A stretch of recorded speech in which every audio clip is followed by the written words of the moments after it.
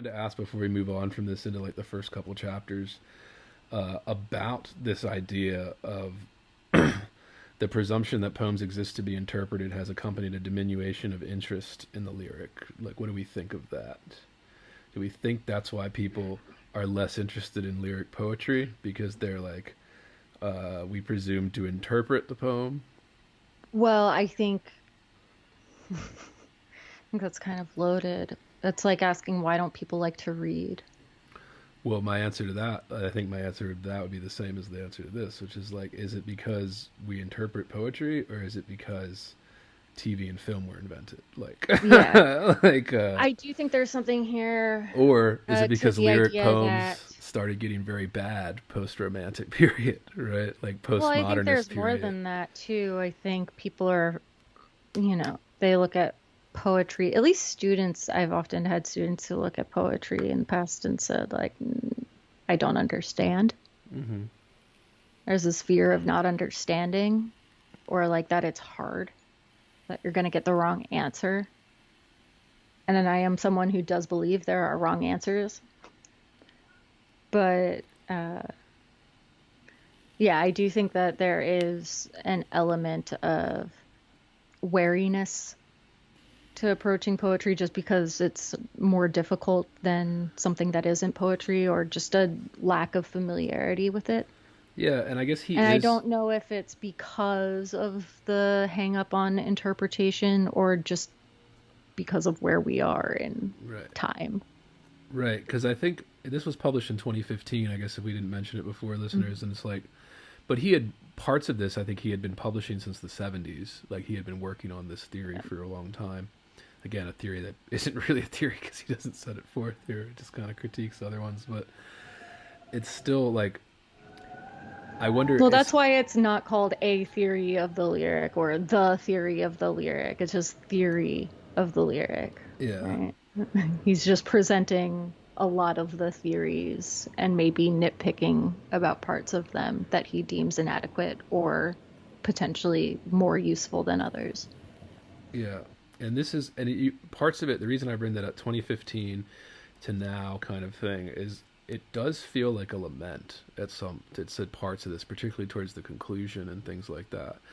Like the kind of, oh, people aren't reading as much. It's like, yes, that's true, right? Like people are not reading as much, and that's a new thing that's been like happening in the last couple decades. Just couple? In terms of just like sales and stuff, if you want to go off that, like book sales have decreased even for the most popular writers.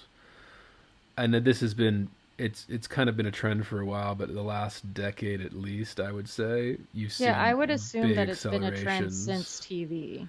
Yeah, but you've seen big accelerations in like the trend of like less people reading, less people buying books, etc. Like even somebody like Grisham or Patterson, King, like all these people, like they admit like they sell about half as many books as they did, Well, and 10, 15 years ago. think about the popularity of audiobooks too. Yeah. You know, Well, you're not people, getting poetry audiobooks, chances are. well, that too, and I just don't know so much of it.